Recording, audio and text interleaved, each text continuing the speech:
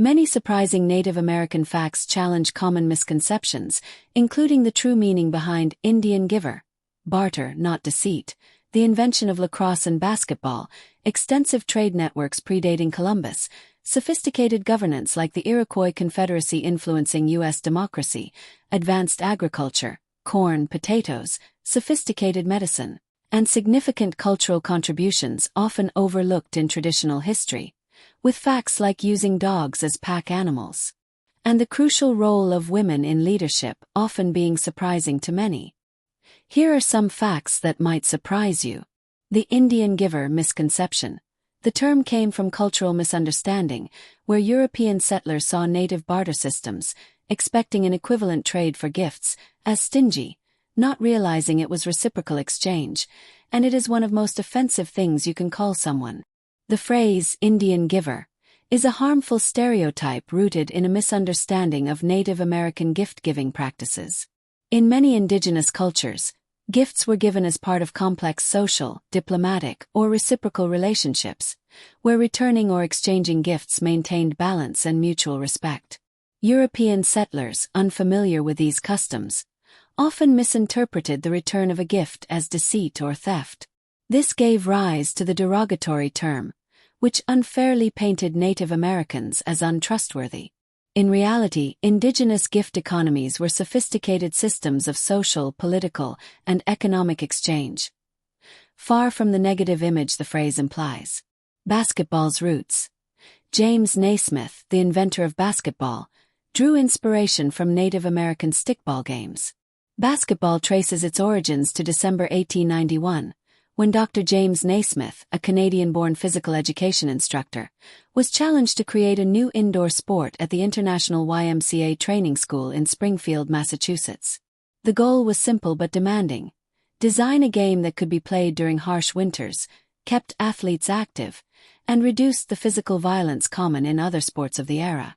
Naismith combined elements from existing games, such as soccer's passing, rugby's teamwork, and a children's game called Duck on a Rock, which emphasized arcing shots, to form a unique concept. He nailed 2 peach baskets to opposite ends of a gymnasium, used a soccer ball, and introduced 13 basic rules that prioritized ball movement, accuracy, and discipline over brute strength. The game quickly gained popularity, spreading through YMCA centers across the United States and internationally. As the sport evolved, peach baskets were replaced with metal hoops and nets, dribbling was introduced, and standardized rules were established.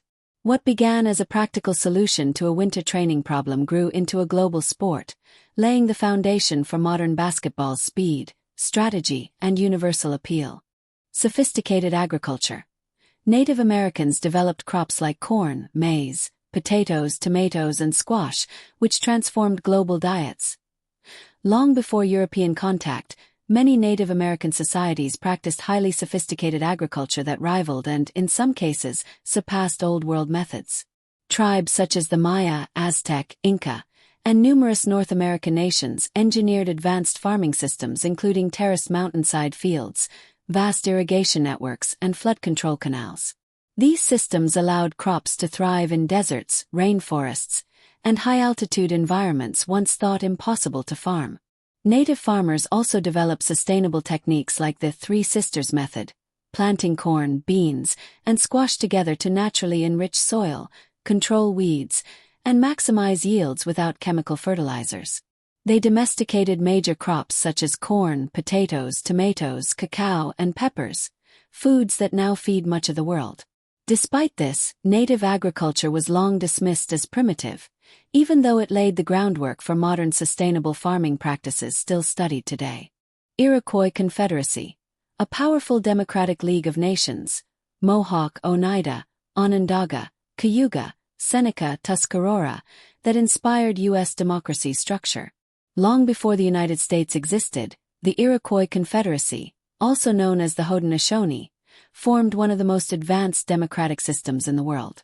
Established centuries before European contact, the Confederacy united 6 nations under a shared constitution known as the Great Law of Peace. This system emphasized balance, consensus, and unity, allowing each nation to retain independence while cooperating on matters of war, diplomacy, and law. Power within the Confederacy was distributed, not centralized, and women played a crucial role by selecting and removing chiefs, a fact rarely taught in mainstream history.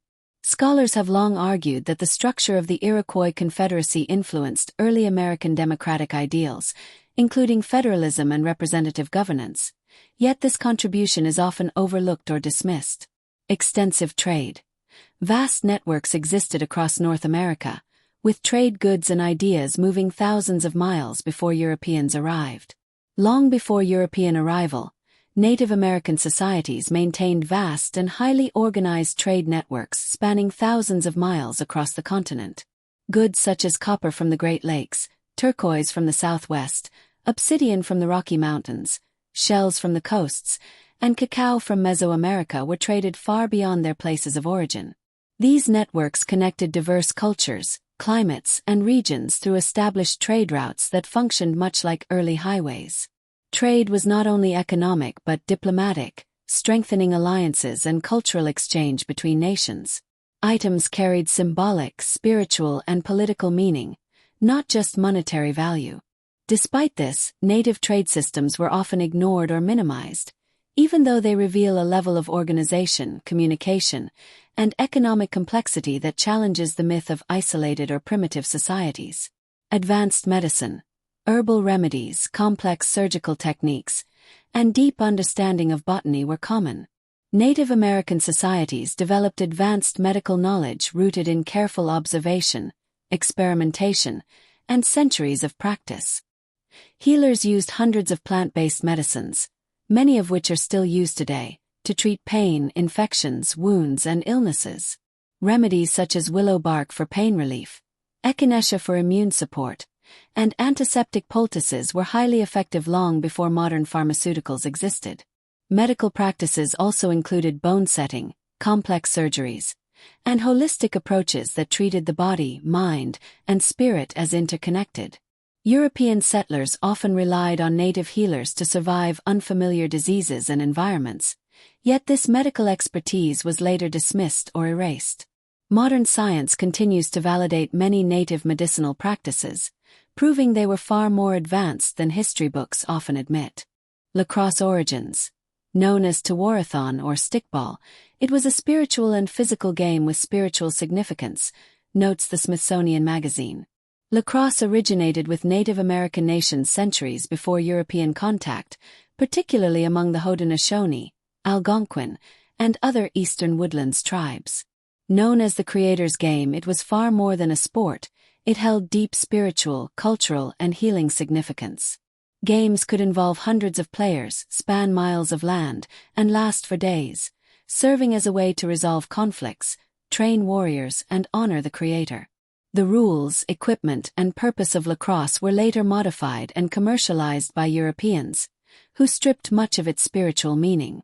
Today, lacrosse is recognized as one of North America's oldest sports, yet its native origins and sacred role are often overlooked, making its true history surprising to many who assume it began in modern schools or clubs.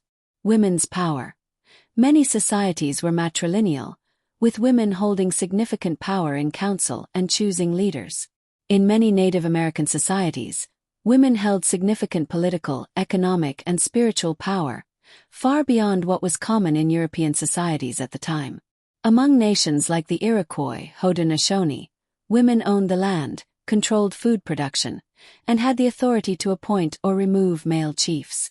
Lineage and inheritance were often matrilineal, meaning family identity and property passed through the mother. Women also served as healers, diplomats, and spiritual leaders, shaping decisions that affected entire nations. Early European observers were often shocked by this balance of power, and later downplayed or ignored it in historical records. The idea that native societies were male-dominated is largely a myth, masking a long tradition of gender balance and female leadership. The first Americans. They weren't just from Asia. Archaeological finds suggest diverse origins, with some arriving much earlier than the Clovis culture. Native Americans are the original peoples of the Americas, with ancestors who arrived on the continent at least 15,000 to 20,000 years ago, and possibly much earlier according to recent discoveries. These early populations migrated, adapted, and developed diverse cultures across vastly different environments, from Arctic tundra to tropical forests and desert plains. Over thousands of years, they formed complex societies with distinct languages, technologies, and belief systems. Despite this deep history, Native Americans were long portrayed as late arrivals or temporary occupants of the land. The term First Americans highlights a truth often minimized. Indigenous nations were established, thriving, and deeply connected to the continent long before European exploration or settlement began. No concept of land ownership. Initially, land was often seen as communal, a concept foreign to Europeans focused on individual ownership. Many Native American societies originally viewed land as a shared resource rather than a commodity to be bought, sold, or owned individually. Land was considered sacred, tied to community, spirituality, and survival, with the belief that humans were stewards rather than owners. Hunting grounds, rivers, and forests were used collectively, and access was often governed by traditions, agreements, and respect for natural balance. This worldview clashed dramatically with European settlers, who imposed private land ownership and legal titles, often ignoring indigenous systems of stewardship. The misconception that Native Americans didn't use land or had no rights fueled centuries of displacement, but in reality, these communities had highly organized and sustainable land management practices long before foreign laws arrived. Unique writing systems. Some tribes, like the Cherokee, Sequoyah syllabary, developed their own complex writing systems. Several Native American civilizations developed their own unique writing and record-keeping systems long before widespread European influence. The Maya created a complex hieroglyphic script that recorded history, astronomy, rituals, and governance with remarkable precision. The Inca, though without written text, used quipu, a system of knotted cords to track census data, resources, and messages across vast distances. These systems demonstrate advanced intellectual and administrative capabilities, challenging the myth that pre-Columbian societies were illiterate or primitive. They were not just tools for communication but also for preserving culture, knowledge, and memory across generations. Advanced cities. Cahokia, near modern St. Louis, was a massive city with complex mounds and a population rivaling European cities around 1050 AD. Long before European settlers arrived, Native American civilizations built highly advanced cities with complex infrastructure, planning, and architecture. The Aztec capital Tenochtitlan, built on Lake Texcoco, featured canals, causeways, temples, and bustling marketplaces that impressed even Spanish conquistadors. In the Mississippi Valley, the Mississippian city of Cahokia included massive earthen mounds, organized neighborhoods, and sophisticated trade networks. These urban centers were not temporary or rudimentary. They were carefully planned hubs of political, economic, and cultural life. Despite this, early European accounts often downplayed their size and sophistication, leaving a false impression that the Americas lacked true urban civilization before colonization. Wampum belts. Elaborate shell bead belts weren't just decoration but recorded treaties, histories, and laws. Wampum belts were more than decorative items. They were powerful tools of communication, law, and memory among Native American nations, especially the Iroquois, Haudenosaunee. Made from carefully crafted beads of shell, each belt recorded treaties, historical events, and agreements, serving as a visual and symbolic record that could be read by those trained in their meanings. Wampum belts were used in diplomacy, negotiations, and ceremonies, giving them both political and spiritual significance. European settlers often misunderstood or dismissed them as mere jewelry, not realizing they represented complex systems of governance, memory, and legal authority. Warfare strategies. Sophisticated ambushes, camouflage, and knowledge of terrain were key to Native American warfare. Native American warfare relied on sophisticated strategy, intelligence, and adaptability rather than sheer force. Many nations mastered guerrilla tactics using terrain, stealth, ambushes, and mobility to outmaneuver larger or better-armed enemies. Forests, mountains, and rivers were treated as strategic tools, not obstacles, giving indigenous warriors a decisive advantage even against European armies. Warfare was often governed by strict rules, cultural values, and specific objectives such as defense, deterrence, or the capture of prisoners rather than total destruction. Scouting, psychological tactics, and alliance-based warfare were highly developed. These methods were so effective that European militaries later adopted native tactics, laying the groundwork for modern irregular and guerrilla warfare, an influence rarely acknowledged in history. Dogs as pack animals. Before horses, introduced by Europeans, dogs were vital for carrying goods. Long before horses or oxen arrived in the Americas, many Native American societies domesticated dogs for work, transportation, and survival. In Arctic regions, Inuit and other northern tribes bred dogs to pull sleds across snow and ice, forming the earliest known dog sled teams. In other areas, dogs assisted in hunting, carried loads, and served as sentinels, scouts, and companions. These animals were carefully bred for strength, endurance, and temperament, making them essential partners in daily life. Despite this, history often overlooks the fact that indigenous peoples developed complex systems of animal husbandry and transportation long before European technologies arrived. Extensive knowledge of ecology, deep understanding of ecosystems, sustainable harvesting, and fire management. Native American societies possessed a deep, practical understanding of the ecosystems they lived in, knowledge built over thousands of years of observation and experience. They understood seasonal cycles, animal behavior, soil fertility, and plant medicinal properties, allowing them to hunt, fish, and farm sustainably without depleting resources. Techniques like controlled burns, selective harvesting, and companion planting reflect sophisticated environmental management that maintains biodiversity and food security. This ecological wisdom was far ahead of European settlers, who often mismanaged the land, yet it has been largely ignored despite its relevance to modern conservation and sustainable practices. Origin of hammocks. Invented by Caribbean peoples, spread through trade. Hammocks were first developed by indigenous peoples of Central and South America, particularly in the Caribbean and along the coasts of what is now Mexico and Panama. Made from woven fibers of cotton or tree bark, hammocks provided a practical solution for sleeping off the ground, protecting people from insects, snakes, and damp conditions. These portable beds were not just functional, they reflected ingenuity, craftsmanship, and an understanding of local materials. When Europeans arrived, they adopted hammocks for ships and colonies, but the indigenous origins and cultural significance of this invention are rarely acknowledged. The 49ers Song. Some believe the famous song originated from 49 Navajo code talkers lost in World War II, a poignant tribute. Long before it became associated with California's gold rush, the so-called 49ers Song has roots tied to Native American culture and storytelling.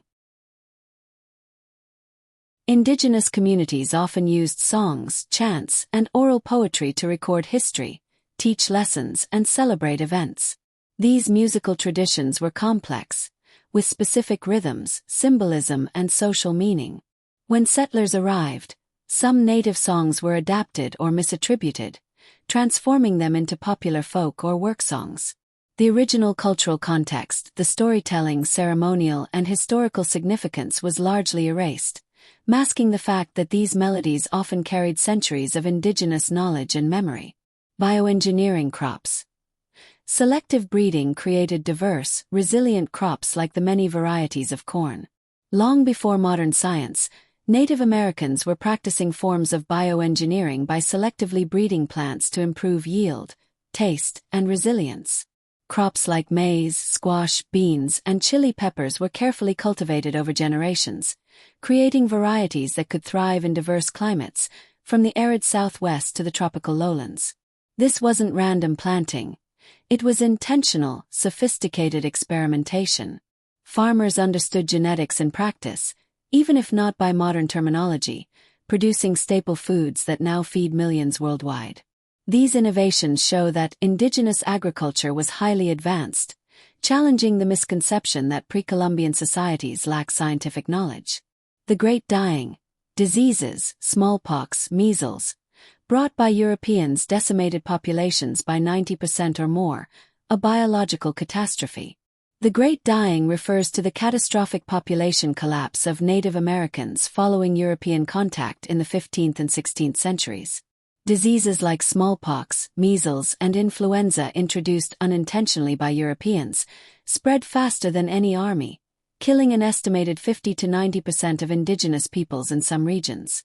This demographic disaster reshaped the Americas, devastating societies, erasing cultures, and weakening political systems long before widespread warfare or colonization.